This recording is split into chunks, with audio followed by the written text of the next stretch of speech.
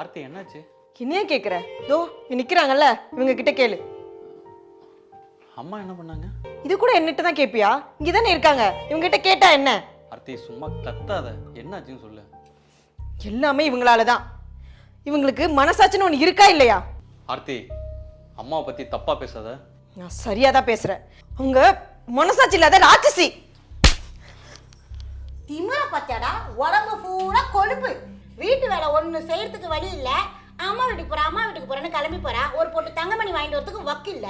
வெறும் கையை ஆட்டிட்டு வந்துடுறான். நகையா? ஆமாண்டா, அவங்க அம்மா வீட்டுக்கு போயிட்டு எனக்கு நகையும் வேணாம், சொத்துல பங்கும் வேணாம், எல்லாத்தையும் தம்பி பேர்ல எழுதி வச்சிருங்கன்னு சொல்லிட்டு வெறும் கையை ஆட்டிட்டு வந்திருக்கான். அம்மா, இவங்க வீட்டுல நகை வாங்கிட்டு வர சொன்னியா? ஏன் கேட்ட என்ன தப்பு? அவங்க அப்பா போறேன்னு சொன்ன நகை தானே கேட்டேன். நீங்களும் காசுக்காக தான் என்ன கல்யாணம் பண்ணீங்களா? நீ பெரிய உலக அடிக்கு பாரு. ஆசைப்பட்டு என் பையன் உன்னை கட்டுறதுக்கு. கல்யாணம் பண்ணிக்கிட்டா சொத்துல பாதி என் பையன் பேர்ல எழுதி வைக்கிறான்னு உங்க அப்பா சொன்னான். அதனாலதான் என் பையனுக்கு உன்னை கட்டி வச்சேன். அம்மா, சொத்துக்காகவா இவளை எனக்கு கல்யாணம் பண்ணி வச்சேன்? டேய், உனக்கு இதெல்லாம் ஒன்றும் தெரியாது. நீ சும்மா இரு. எப்போ உனக்கு என்ன பண்ணணும்னு எனக்கு தெரியும். அம்மா, நீ இப்படிலாம் இருப்பேன்னு நான் கொஞ்சம் கூட நினைச்சு பார்க்கலாமா? டேய், நான் ஏன் நல்லதுக்காக பண்ணேன்? நாளைக்கு நீ நல்லா இருக்கணுன்றதுக்காக தானே பண்ணேன். எதுமா எனக்கு நல்லது? என் பொண்டாட்டி என்கிட்ட இருந்து பிரிச்சுட்டு என்னை தனியாக வாட சொல்றியா? அப்பா நீ கஷ்டப்படும் போதெல்லாம் ஒரு தடவை கூட கேட்கலன்னு எவ்வளோதான் உட்காந்து அழுதுருக்க.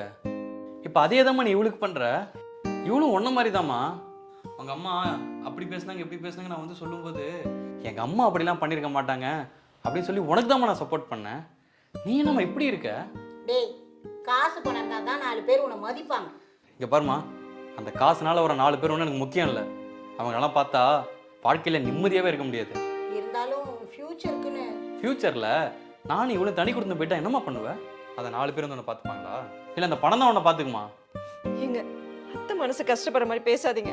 நீ இரு ஆர்த்தி, பணம் தான் முக்கியம் சொன்னாங்கல்ல, அந்த பணத்தை வச்சு என்னதான் பண்ண போகிறாங்கன்னு கேட்போம். ஏம்மா, எவ்வளோ பணமாக இருந்தால் நிம்மதியாக இருப்ப? அந்த பாதி சொத்து நகை இல்லைனா வாழ்க்கை முழுக்க இவ்வளோ வேலைக்கு போய் சம்பாரிச்சு வந்து உன்ட்ட கொட்ட சொல்கிறேன், அப்போவாச்சும் நிம்மதியாக இருப்பியாம்மா? ஏங்க விடுங்க.